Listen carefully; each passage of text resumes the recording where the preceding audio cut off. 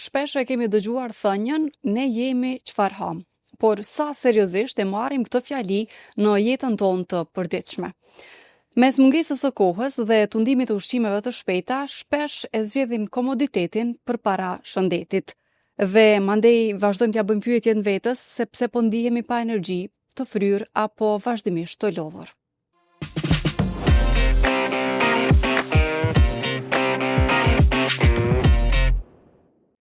Në këtë epizod të podcastit 5 pyetje të ftuar kemi Vala Popovcin, dietologe dhe nutricioniste, me cilën do të flasim për rëndësinë e ushqyerjes së shëndetshme. Përshëndetje dhe mirë se erdhët, Vala. Përshëndetje, mirë se u gjeta, faleminderit për ftesën. Nis me pyetjen e parë, që ndoshta plot prej neve e bëjmë. Çfarë do të thotë të ushqehesh shëndetshëm? Atëherë të ushqehesh shëndetshëm do të thotë të ushqehemi në mënyrë të balancume, pra t'i marrim gjitha vlerat ushqyese që janë të nevojshme për neve, përkatësisht gjitha grupet ushqimore, ku këtu përfshihet ushqimet të cilat janë të pasuna me proteina, siç janë për shembull mishi, veza, fasulet, ushqimet e pasuna me karbohidrate komplekse, siç janë për shembull drithnat integrale, tërshëra, buka e zezë, rizi integral, frutat edhe perimet, është një komponent shumë i rëndësishëm i dietës tonë. Produktet e qumshtit apo alternativat, pra qumshti, jogurti, djathi, apo nëse për ndonjë arsye evitojmë këto produkte, ka alternativa si qumsht bimor ose produkte bimore nga qumshti, edhe yndyrnat e shëndetshme, përfshirë këtu vajin e ullirit, ullind, avokado, arroret e tjerë. Do të thonë, spari është balancimi i këtyre produkteve edhe përfshirja atyre në dietën tonë, edhe një pjesë shumë e rëndësishme e të ushqimit shëndetshëm është porcionet, pra sasia e kontrolluar, pavarësisht se a kemi nevojë të humbim, apo shtojmë peshë, apo ta mbajmë peshën, porcionet duhet përshtaten, edhe llojshmëria është komponent shumë i rëndësishëm i të ushqimit shëndetshëm. Do të thonë me pas llojshmëri të ushqimeve, të produkteve nga grupet ushqimore që i përmenda. Pra një sistem i tërë që duhet ndërtu edhe për nga sasia ushqimit, nga ajo çfarë hajmë, por edhe koha. Patjetër. Që të konsiderohet se ushqesh i shëndetshëm. Mirë po krejt ne, po e përfshi dhe veten, shpesh herë themi nuk po kam kohë me bo krejt këtë sistem, me ushqy. A është arsye e vërtetë apo thjesht justifikim? A mund gjen çdo kush kohë që t'ja kushtoj vetes dhe ta ushqej veten shëndetshëm? Mos them që është justifikim, është e vërtetë që shumica e njerëzve janë të zënë kohëve të fundit. Mirë po, ka të bëjë me prioritetet që ne ja vnojmë vetës. Do të thonë, nëse për neve nuk është prioritet ushqimit shëndetshëm, është e kuptueshme që nuk ka me qenë pak e vështirë me gjetë kohë. Mirë po, nëse është prioritet, atëherë e gjejmë kohën edhe e mundemi me bu forma të ndryshme për me thjeshtësu të ushqimit shëndetshëm. Për shkak se jo gjithmonë ka nevojë për përgatitje shumë të madhe të ushqimit, ose jo gjithmonë ka nevojë me gjetë produkte specifike, cilat janë të vështira me u përgatit. Prandaj nëse është ndër prioritetet tona, na mundemi me gjetë kohë për çdo send. Mundemi me gjetë kohë me ushqy shëndetshëm, mundemi me gjetë kohë me u marrë me aktivitet fizik, ose me gjetë kohë edhe për aktivitete tjera cilat janë të mira për shëndetin tonë. Dhe si pyetja e dytë, edhe më tutje, a kushton shtrejt me ushqy shëndetshëm? Tha që s'ka nevojë me gjetë produkte specifike, por është më shtrejt të ushqesh me këto produkte sesa me fast food? Realisht, në Kosovë nuk është lirë me ushqy shëndetshëm, ato muj me thonë, ndoshta nëse e krahasoj me vende tjera, po gjithmonë duhet me pa këtë si pjesë si investim në shëndetin tonë. Do të thonë është një investim që na e bojmë, që mos me pas probleme me shëndetin ma vonë gjatë jetës. Mundemi me ushqy shëndetshëm edhe në formë të lirë, qysh e përmenda, nuk kemi nevojë patjetër për produkte specifike, cilat munden me kushtu ma shtrejt, cilat kanë hyrë në tregun tonë kohëve të fundit, unë shpeshherë përmendi për shembull avokadon që është produkt i shtrejt për Kosovë, gjithmonë gjenden opsione tjera, mirë po mundemi me ushqy shëndetshëm nëse shkojmë me një dietë pak më thjesht, e cila përmban perime dhe fruta që rriten në Kosovë, që janë sezonale. Kjo është shumë e rëndësishme se frutat edhe perimet sezonale gjithmonë janë më të lira se sa nëse i blejmë jashtë sezonës, edhe i kombinojmë me ushqime tjera të cilat mundemi me i gjetë në treg më lirë. Mirë po nëse po flasim për a është më lirë me ushqy shëndetshëm për shembull në restoran se sa me marr fast food, po, ajo është e vërtetë. Do të thonë shpeshherë më shtrejt kushton një sallatë me blet gatshme se sa me e hangër një hamburger jashtë, po nëse jemi të përgatitur ushqim, edhe jemi të ble ushqim jemi të përgatitur ushqim për një numër më të madh njerëzve, atëherë mundet me qenë më e lirë me ushqy në shtëpi dhe me ushqy shëndetshëm se sa nëse dalim jashtë edhe blejmë diçka. Pyetjen e tretë, Vala, ekziston një dietë ideale që mund t'i përshtatet çdo kujt apo duhet përshtatet sipas moshës, gjinisë dhe stilit jetës? Jo, nuk ekziston një dietë ideale për gjithë, edhe kjo është diçka që unë vazhdimisht e them. Dieta duhet me qenë të personalizume, këshillat e ushqyerjes së shëndetshme janë të shëndetshme për gjithë, do të thonë këshillat qëndrojnë për gjithë njerëzit, mirë po përshtatja e këshillave duhet me u bë në bazë të kërkesave ose nevojave nutricionale të atij personi, që siç e theke janë varën prej gjinisë, prej moshës, prej kompozicionit trupor, prej aktivitetit fizik, prej gjendjes shëndetësore, prej faktorit gjenetik, problemet që mundemi me i pas, edhe mandej është shumë e rëndësishme që edhe kjo dietë me u përshtat me stilin e jetesës së personit, me traditat, me kulturat tona, edhe në mënyrë që me qenë ma e lehtë me u apliku. Mundet me pas dieta shumë të shëndetshme të kulturave aziatike, po me cilat na nuk jemi të mësume, kështu që është vërtet me mbajt dietë me ushqim të kulturës edhe tradicional shqiptar, me gjithë brumrat që i kemi në receta. Po, nëse i marrim brumnat veç, po kemi edhe ushqime shumë shëndetshme, na i kemi pas gjithmonë vezën si produkt për mëngjes, që është një ushqim i shkëlqyshëm, produktet e qumshtit, gjithashtu janë ushqime të cilat na japin vlera shumë të mira ushqyese. Mandej nëse po flasim për pjesën e drekës, i kemi këto gjellat, për shembull pasuli është një opsion shumë i shëndetshëm, gjellat e ndryshme që mundemi me i kombinu, ndonjëherë me mish të viçit, ndonjëherë pa mish. Është fakt që brumi dominon në tryezat tona, mirë po gjithmonë mundet me u bë modifikime ku ne i konsumojmë ato ushqime ma pak, ose në sasi ma të vogël, sidomos nëse vjen puna te buka, zgjedhim një bukë ma cilësore, përgatisim me vaj ma cilësor, edhe në këtë mënyrë e bojmë një kombinim i cili i qëndrojmë kulturës tonë, mirë po të bo ndryshimet cilat mandej e pasurojnë atë menun tonë. Nëse dikush dëshiron të nisë sot një ndryshim të vogël, sa i përket një dietë për të ushqyer mirë dhe shëndetshëm, çka duhet të jetë hapi i parë? Hapi i parë është me fillu ngadalë, muj me thonë kështu. Shumë njerëz në momentin kur vendosin me bën ndryshime në stilin e jetesës, bojnë ndryshime të mëdhaja për një herë,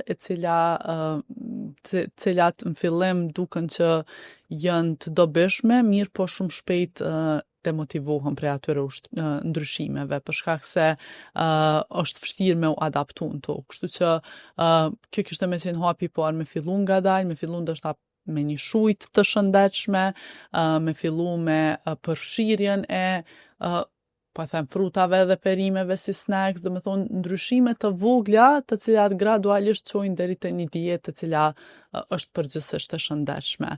Ka rëndësi edhe mos dorëzimi?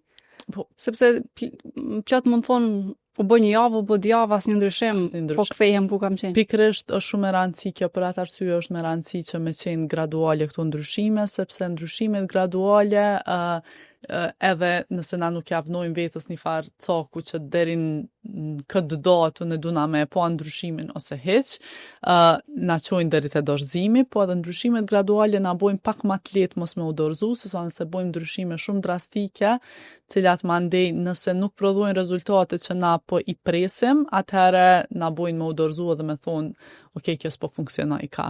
Kur realisht çka është mas shumë të me rëndësi kur vjen puna te shëndetin përgjithësi ose nëse po flasim për humbjen e peshës që është një qëllim që shumica e njerëzve e kanë, mas shumë të me rëndësi është qëndrueshmëria, konsistenca, e jo mbajtja e një diete për një muaj ose një javë ose 2 javë, edhe mandej rikthimi në stilin e vjetër të jetesës, për shkak se kjo çka bjen kjo formë e sjelljes është bjen deri te humbja e peshës edhe rikthimi i peshës ose arritja e disa qëllimeve caktume edhe rikthimi në pikën ku kemi qenë paraprakisht. Për atë arsye unë s'është që i preferoj edhe besoj që shumica e dietologëve nuk i preferojnë dieta cilat janë shpejta, cilat prodhojnë ndryshime drastike, mirë po që rikthehemi në pikën ku kemi qenë. Shumë shpejt, po. Tash që ka fillu vala dhe muaji i agjërimit për besimtarët musliman dhe janë 2 vaktet ose 2 racionet kur ne ushqehemi në syfyr dhe në iftar. Kemi kategorinë atyre që hezitojnë, refuzojnë ose nuk parapëlqejnë të hanë syfyr sepse kanë arsyetimin s'un të ha më njëherë sapo jam zgju prej gjumit, nuk kam uri ose të tilla, dhe kemi këtë kategorinë që hanë shumë në iftar dhe mandej pson me dhimbje lukthi pas iftarit. A ka një zgjidhje ose a ka një formulë që është me rregullu sistemin e ushqyerjes gjatë Ramazanit, po pa e prish shëndetin edhe trupin gjatë këtyre ditëve? Pa tjetër që ka, kjo gjatë mujit Ramazanit ku shumica agjerojnë, duhet me u bo disa adaptime të vogla, normalisht që nuk është muj si gjithë muj tjerë, për shkak se jemi tu evitu ushqimin në një kohë kur zakonisht hajmë ushqim, edhe jemi të konsumu ushqim në një kohë kur zakonisht nuk konsumojmë ushqim. Është shumë e natyrshme që mos me pas uri në syfyr, kjo është diçka e zakonshme, për shkak se na në atë kohë zakonisht nuk konsumojmë ushqim, kështu që hormonet e urisë në atë kohë nuk janë të rrituna. Mirë po, në këtë rast është shumë më rëndësi me e menaxhu energjinë, për shkak se nëse nuk hajmë ushqim në kohën e syfyrit, atëherë shumica e njerëzve munden me pas ma pak energji, munden me undima të lodhun ditën tjetër, me undima të uritun, edhe shpesh herë simptome zakonshme është edhe dhimbja e kokës ditën tjetër nëse nuk kemi konsumu syfyr. Kështu që në këtë rast, tu e marrë parasysh këto, shumë më rëndësi është me e menaxhu këtë energjinë e ditës tjetër se sa me e ndëgju sinjalin e momentit që e kemi aty. Do të thonë për momentin nuk kemi uri, por ndoshta do duhesh me konsumë. Çfarë bëj? Kur ndoshta provon, po nuk shkon. Një shujt e vogël, edhe një shujt, po i them kështu strategjike, mundet me ndihmu në këtë rast, pra mundet me qenë thjesht një smoothie, diçka që është e langshme, që është pak më e lehtë me pi ushqim se sa me hangër, edhe çka është me rëndësi është që kjo shujt me pas proteina, thëm diku 15 deri 20 gram proteina, pra nëse është shuj si smoothie mundet me pas diçka si kos ose qumsht, ose gjajp kikirikave që përmban proteina, me pas diçka prej karbohidrateve komplekse, pra mundet me qenë të shër, bukë integrale, edhe po është shumë e rëndësi që me u hidratu mjaftueshëm gjatë kohës së syfyrit, për shkak në mënyrë që me parandalu dehidrimin, ditën tjetër e cila është një ndër faktorët që ndikon edhe te pjesa e dhimbjes kokës. Kështu që mundem me bo një shujt shumë të vogël, po diçka vetë sa me i përmbush ato nevojat, e kuptueshme është që sa do e madhe me qenë shujta 14 orë ose 13 orë ose 12 orë gjysmë nuk ka me të mbajt, mirë po megjithatë na mban të paktën deri nga gjysma e ditës që mos e undi shumë të lodhun. Mandej te pjesa e iftarit, edhe një prej arsyeve pse njerëzit hajnë sasi shumë madhe të iftarit, ka të bëjë edhe me qysh jemi ushqy gjatë syfyrit. Nëse nuk kemi hangër hiç syfyr, është e natyrshme që uria është e madhe, po. Edhe iftari ka me qenë ma i madh.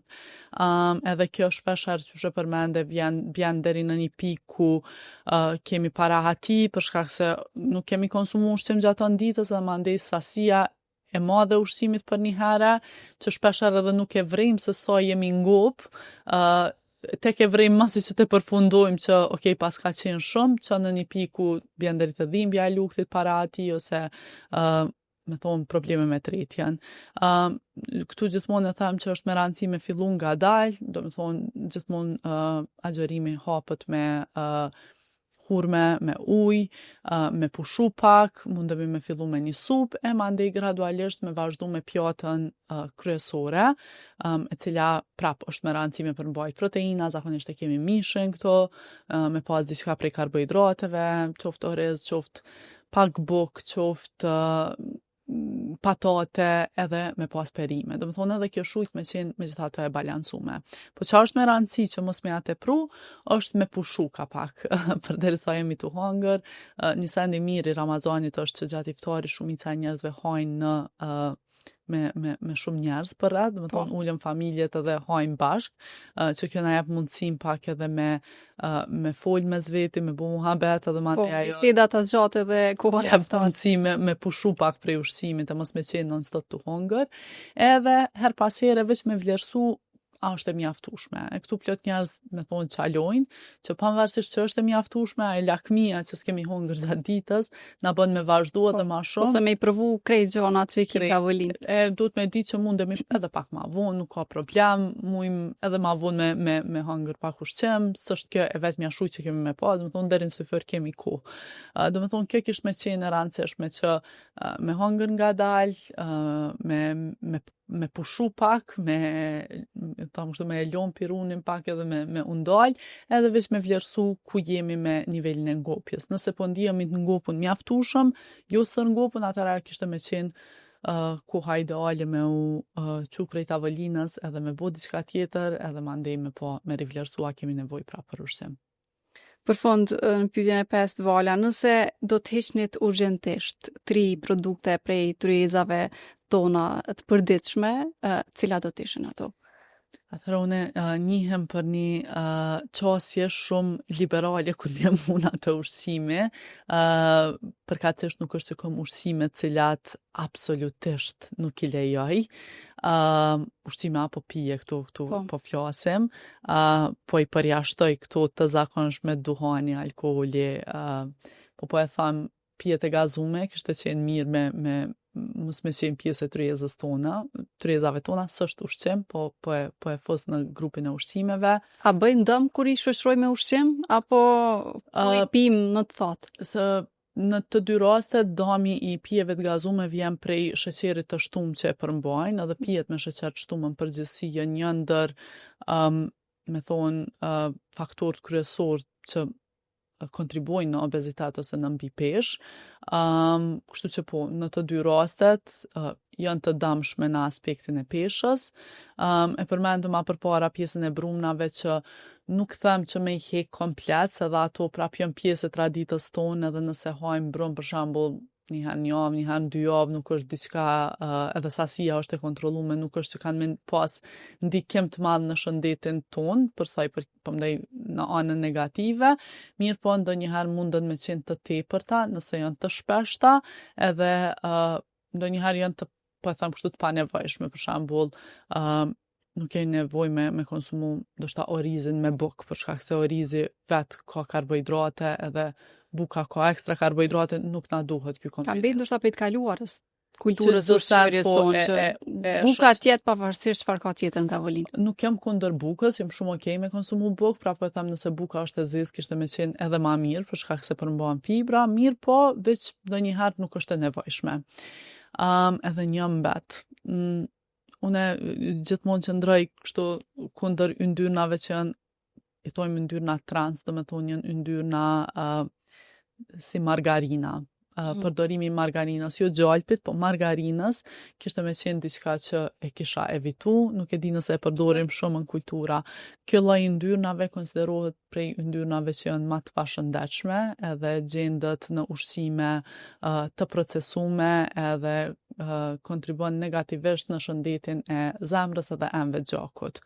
Gjalpi është ma mirë se sa margarina, gjithmonë ma mirë kishte me qenë me përdor vajin e ullirit, mirë po margarina taman kishte qenë mirë me u evitu. Nuk e di nëse përdoret shumë tani ose jo, e di që disa Për ushqime tradicionale ose ndonjëherë si zëvendësues të vajit, me idenë që është receta më e mirë. Po. Po, këto treja ndoshta i kisha evitu, po prapë e them unë gjithmonë e them që shumë është ma me rëndësi që ka bojmë në shumicën e kohës, e sendet që i bojmë në 20-30% kohës nuk luajnë rol shumë të madh në shëndetin tonë. Do me thonë shëndeti kur nuk është bardhë ose zi. Ose bën ose s'bën, nuk mundemi me thonë atë send.